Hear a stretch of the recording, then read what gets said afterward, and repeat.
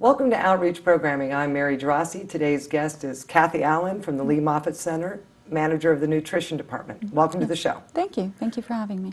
Today's topic is nutrition and cancer, what you can do to beat it and help yourself be healthier. Welcome to the show. Thanks. We're getting a lot of misinformation, and I know you probably run into it a lot. People think it's the preservatives. They think it's antibiotics in chickens. People are very confused. What is the most important thing you can tell people today about eating well, having sound nutrition, and to help you combat cancer or maybe to prevent it? It's interesting because most people are more concerned about what they shouldn't be eating than they are about what they should be eating. And I would much rather tell people what they should eat than what they shouldn't eat. There is a very strong connection between not eating fruits and vegetables and an increase in cancer risk. So one of the most important things that you can do, or anyone can do, is to increase their intake of fruits and vegetables. How does that help prevent cancer? There are substances in fruits and vegetables called phytochemicals. And these chemicals are different from what we traditionally think of as being in fruits and vegetables. Most people think of vitamins and minerals and antioxidants.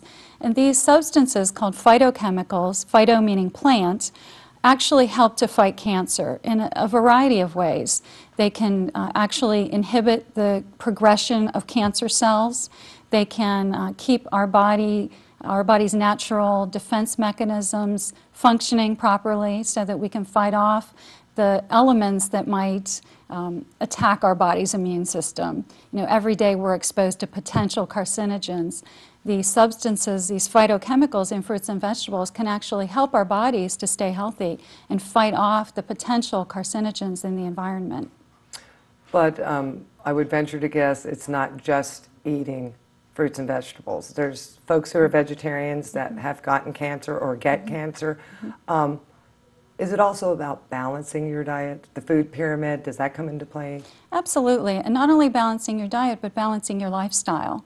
And you're right, there are vegetarians that do get cancer, although the incidence of cancer is actually lower in individuals that have a vegetarian diet or lead a healthier lifestyle. What we find is that people who eat a vegetarian diet oftentimes also exercise, and they also keep their weight in check. So we do know also, because of research that's been done, that keeping your body fat percentage lower or keeping your BMI lower within a normal or healthy range can reduce the risk of cancer, and also physical activity. So having a balance of diet, physical activity, daily preferably, and also keeping your body fat percentage down can help to reduce your risk. So it's a three-tier approach, it sounds like. Absolutely. You can't just diet or just work out or just have some activities in your life. It's a three-tier approach. How do you deal with people when you have to talk to them about the three-tier approach? What do you say to somebody who's overweight, inactive, and eating fast food, burgers, sandwiches every day, chips, ice cream? How do you begin this dialogue? Well, it's kind of like what we tell people is it's kind of like going on a journey. If you're planning a trip to California, for instance, you want to make sure that you know how to get there, you have a road map, and you have all your supplies. So we try to give them the tools that they need to get there. We teach them about nutrition, and we help them to make small changes. And you're going to have, pitfalls along the way. You will encounter obstacles. You will have challenges, but it's a process. Just as with any lifestyle or behavior change, you have to take it one step at a time. And all those things kind of work together. In order to reduce your body fat, you need to exercise and you need to control your calories. And one way of controlling calories is to switch to foods that have a low calorie density. What many people don't realize is if you do eat more fruits and vegetables, you can actually eat a higher volume of food. And if you're eating a diet that's primarily meat, that's a very calorie-dense food. Or if you're eating candy bars or drinking soft drinks, they have a very high calorie density. So another recommendation is to reduce the intake of foods that have a high calorie density. And by doing so, most people eat about the same volume of food each day, but if you eat the same volume of food but it has a lower calorie density, you're reducing your calorie intake. And you feel full, you don't feel like you're dieting per se, and you may not be as hungry, and be less likely to start picking up the snacks. Exactly. And many of those foods are high in fiber, which is good for cancer risk reduction. And they fill you up, like eating whole grain or brown rice instead of white rice, eating whole grain bread instead of white bread. So there are many things you can do that work together. Reducing your calories and increasing physical activity can help reduce weight. So all those three things work together. Fruits and vegetables have comparable nutrient value. And I do encounter people that say, oh, I don't like vegetables. You know, you're telling me I have to eat vegetables all the time, Like your every mom. day. They're Exactly. good for you. Guess what? Right. Eat your vegetables. They are good for you. Right. That's true. What your mother said was true. Oh, gosh. Don't give her any credit. No, I'm just teasing. But fruits are fine too. You know, if you love fruits, then eat more fruits and eat the whole grains along with that. I mean, who doesn't like pasta, right? Pasta is a grain. It's made from grains. So what we're asking people to do is to reduce their intake of particularly red meat, because red meats are high in fat and they don't really fill you up that much. You know, you can eat a 8-ounce or a 12-ounce steak and get easily 1,200 calories just in the steak alone. Wow. And in contrast to eating fruit, you could have 5 full plates of fruit and get the same amount of calories. We were talking about food journaling. Tell me about that recommendation. What happens when you begin to write down everything you eat? No lying, no cheating, because you're going to be in shock. I've done this. That's when someone comes to us and they say, I'd like to lose weight. In fact, I do this with anyone, whether they're a client, a friend, a coworker. If they ask me, you know, I really want to lose weight, give me a diet. The first thing I'll say is, well, let's start with what you're currently eating. Write down everything that you eat and drink for the next 3 days. And by 3 days, if they do it, if they do what I said, they come back and say, oh my gosh, I know exactly what I need to do. Most people know what they need to do, and journaling actually makes it a reality. It makes it so obvious that it's hard to deny. It's a form of accountability. And one of the practices that they found that when people do lose weight, there are 2 main predictors of maintaining weight loss, or maintaining that weight that they've accomplished and managed to get to, and that is food journaling and also exercise. Those that continue to exercise and write down what they eat on a daily basis, or even every other day, are the most successful at maintaining the weight loss. What are some of the big mistakes people are making? I mean, what do you see that's detrimental to one's health? Well, eating too much fat, too much red meat, those are probably the 2 main things that I see. And if people even cut down a little bit, they would see a dramatic difference. And also not eating enough fruits and vegetables, and focusing too much on the little things, like, you know, worrying about the food additives or worrying about the pesticides. There is so much more evidence that eating fruits and vegetables is protective. Let's focus on what we can do instead of what we shouldn't be doing. Do you run across people who have food addictions and people that become sugar addicted? Because I know sugar's in a lot of products, and there's people out there that are sugar addicted. I think I was to a certain degree. Well, I think it's an emotional issue as well. Food is very satisfying. Food is pleasing. We know that simple sugars, the carbohydrates, increase the serotonin levels in our brains. So people get accustomed to that intense flavor as well as the feeling that they get from eating those types of foods. So that's where behavior modification comes in. And anyone who has a problem like that or difficulty with using food for emotional reasons, I would suggest that they get additional counseling. Because changing the diet is one thing, but it's very important to identify why it is that you are turning to food to address emotional issues when food was not meant to do that. Food is fun to eat, but if you eat to cure or treat emotional issues, usually the result is an emotion that is a negative emotion like guilt. And many people, when they eat because they're sad or eat because they're stressed, guilt will follow, which then leads to more bad emotions, which then leads to more eating. So it becomes a vicious cycle. And so it does require some counseling, behavior modification, and finding a different way to address stress and emotional issues that's healthier. How do you teach people to have a relationship with their food? I went on a diet, I lost some weight, portion control. I had no control over my portions, and I was inactive. How do you begin to have a relationship with your food? Some people are like, I hate my vegetables, I'm not going to eat them. They have a lot of anger issues, and they're not happy. The word diet alone makes people feel like they're going to have to deny themselves something. That must be a hard hurdle for people to overcome. I think so, if you look at it that way, but I would probably say the first thing they need to do is break up with food. Because get a divorce with your plate.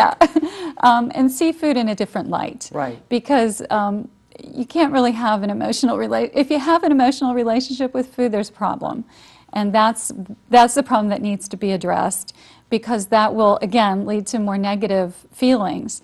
If you're eating food for good health, or if you're eating food for energy, that's different than eating food to treat an emotion. But I mean, like, since I've dieted, I eat basically almost the same meal every single night. Something broiled, 2 cups of vegetables, maybe a little brown rice or a salad. And I live with my mother. She's like, you have got to be bored. And you know what? I'm not. Because I know I like it how it tastes, and I know it's going to do my body good. I'm going to keep my fat down. I'm going to keep my weight down. I mean, I think once people get into the weight loss and see the effects, do you notice that people have better relationships towards taking care of their body? Absolutely.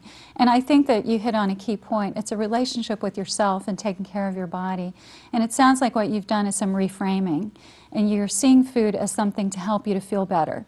Instead of feeling like, oh, I'm deprived because I can't eat my big bowl of ice cream, you're saying, I'm really being good to myself because I'm taking care of myself, and I'm eating whole grains, I'm eating vegetables, and I'm finally taking care of myself in a positive way instead of trying to treat my emotions with something that really doesn't fix it. So I think it's reframing is what people need to do.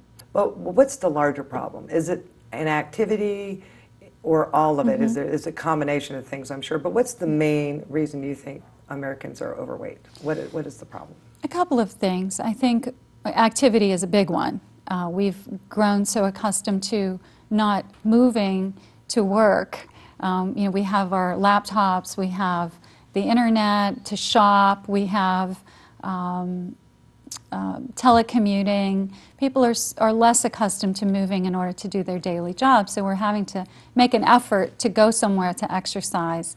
And I think that activity, we see that in our children, playing video games, using the computer. There's a decrease in activity among our youth, which I think has contributed to the obesity epidemic among our children. But I also see a lack of portion control.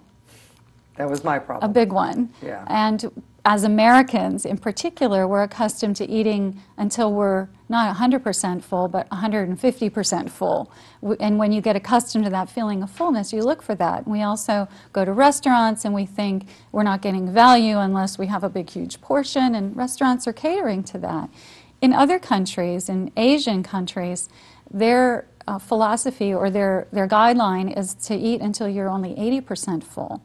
So I think we need to listen to our fullness factor and think about why we're eating. Are you eating because you're really hungry? And are you eating for emotional reasons? Are you eating because it tastes good? And when you're eating, stop and think, am I full? Am I satisfied? It's not as if you're not going to eat again. Right. Hopefully not. Right. For most Americans, we'll have a next meal. Those who are struggling with being overweight or obese, they know they're going to eat again. That they tracked people throughout the world that live to be 100 years old or more, and they eat less. They eat very small meals, and they said eating less food is proportional to good health and longevity. Is that correct? It is true. In fact, they've done some animal studies where they've seen that calorie restriction extends life. But you have to have a balance. Do we want to always feel hungry in order to live longer? I don't know, but I think we can eat less. I think we can eat, be satisfied with eating 80% of or being 80% full and eating less, a smaller portion, feel satisfied and live longer. And I think when people say they want to live longer, I think what they really mean is they want to be healthy longer. Quality of life, not necessarily quantity. Exactly. Are there cancers that are directly attributed to diet? Are there cancers, colon cancers, different types of cancers that are just definitively diet related that people need to know about? There's some new convincing evidence that eating red meat and being overweight actually increases the risk of colon cancer. That's one that has a very strong link. So we firmly believe that if you have a strong family history of colon cancer, you should start exercising, monitor your weight, or if you're overweight, lose weight, and also reduce your intake of red meat, because red meat has been associated with colon cancer. Being overweight has been associated with breast cancer, particularly postmenopausal breast cancer, endometrial cancer. There's some strong evidence that diet is associated with prostate cancer, that increasing tomato products and those types of phytochemicals can actually reduce the risk of prostate cancer. So those are some things that we can do to reduce our risk, and those are some cancers that have been associated with diet and also body weight and physical activity. Do you work with cancer patients who have already gotten cancer and redirect their diets? Is that an effective tool? Has that been helping people combat their illnesses? Well, there's some emerging evidence that following the same guidelines that we recommend for cancer prevention can actually reduce the risk of a recurrence in breast cancer. There have not been a lot of studies done in other types of cancers, but, well, let me take that back. There are studies in progress, but there is not a lot of scientific evidence yet that actually changing the diet after diagnosis can help, but it's promising and it makes good sense. If those types of behaviors can reduce your risk of developing a cancer, it only makes sense to follow those same guidelines to reduce your risk of having a recurrence or developing a secondary cancer. And it also controlling body weight, eating lots of fruits and vegetables, and reducing fat can reduce the risk for heart disease, diabetes. So there are a lot of good reasons to do it and very few bad reasons or reasons to not do it. And you brought a list about some things that we should be including in our diet and be aware of. What's on your list? I'd say some of the foods that are really power-packed or have a lot of cancer fighting properties would be beans, cruciferous vegetables, garlic, flaxseed also has some. Cruciferous, I think I know what it means. Can we explain that one? Broccoli, cauliflower, foods from the cabbage family. A cabbage would be another one. Brussels sprouts, although many people don't like Brussels sprouts. Actually, I read an article one time, and I tried it myself, that if you roast Brussels sprouts, it takes the bitter flavor away, and they really do taste better. So there's ways try to them salvage again. your disgust for Brussels sprouts. That's right. But berries, many people, love fruits and love berries, strawberries, blueberries, raspberries, any kind of berries have a lot of phytochemicals. Grapes and grape juice. Some others would be soy, tomatoes, whole grain, anything that has a high fiber content usually has other phytochemicals in there that have cancer-fighting properties. So soy is one of them, I've heard, but then I also heard you should be eating that in moderation as well because of hormonal imbalances and in women especially. Is that correct? Well, we don't recommend taking soy supplements in the form of powders or pills, but we do recommend incorporating soy into the diet as a form of protein that is not an animal-based protein. And it helps to move towards a plant-based diet. So what we can do to move towards a plant-based diet and less animal-based is increase our intake of plant proteins like soy or legumes like beans, lentils, nuts. So that's a good way to do it. And actually, the recent evidence, even in breast cancer survivors, indicates that eating soy as a part of the diet is not harmful. So I was told it was 25 grams and not more than 25 grams, at least 25 grams a day? For reducing the risk of heart disease, it is recommended to have 25 grams of soy protein per day in the form of a food, a whole food, and not a supplement. Okay, get that wok out and start stir frying that tofu. That's right. I make a dish myself that I enjoy. I've got my 72-year-old mother eating tofu. Excellent. So, yeah. And there are other ways, like edamame. The soybeans, either in the pod or out of the pod. Now, many grocery store chains are carrying them frozen, and they're excellent, and they're very easy to prepare. So, Yeah, it sounds like people are overwhelmed. I've got to eat my soy, I've got to eat my fruits, I eat my vegetables. It's not that difficult, is it? It's not that difficult. I think that, again, we have to change our mindset. If you go to the produce section, and you were talking earlier about getting someone thinking that you're probably getting bored with what you're eating, there's such a wide variety of fruits and vegetables. There's no reason for anyone to be bored. If you just buy the fruits that are in season, you know, now grapes are back, and strawberries are coming up in March, and we always have lettuce, and, you know, all kinds of different fruits and vegetables that you can try. If you get tired of one, switch to another. But maybe avoid the strawberry shortcakes. Well, even shortcake is okay on occasion. It's all about balance and moderation. Tell me about what you do specifically at Lee Moffitt. I mean, can anybody make an appointment with you? Are these cancer patients? Are these people enrolled in a certain program? How do you do your job? Well, I have a staff of 11 dietitians that see all the patients that are admitted to the hospital, because many times cancer patients have difficulty maintaining their food intake during treatment. So one of the most important things we do is to help people to make it through their treatment and to have maintain their quality of life and their strength, and we try to accommodate whatever they can eat during their treatment. The other thing we do is help survivors who want to lead a healthy lifestyle, and they're saying, okay, now I'm done with treatment, what do I do? You know, how do I eat? Which is a question you asked earlier. And we do have a program for survivors. One of them is called Renew, and it stands for Recovery with Exercise, Nutrition, Education, and Weight Management. And it's designed to help people it's kind of like a lifestyle recovery program. So we help them to move towards a healthier lifestyle and a lifestyle for cancer risk reduction. We also have an outpatient clinic, many outpatient clinics. Our dietitians see patients who are undergoing treatment, and then after treatment we have an integrative medicine program that has a dietitian available to see our cancer patients as well as people from the community who may have cancer or post-cancer treatment who need to see someone for help. You want to take care of your diet and your healthy life habits before you get the cancer. Yes. I don't want to see you because I have cancer, right? Exactly. No offense. Ideally. You're a very pleasant person, but I don't want to see you there as a patient either. well, I have a few hurdles to leap myself at this point, I'll tell you.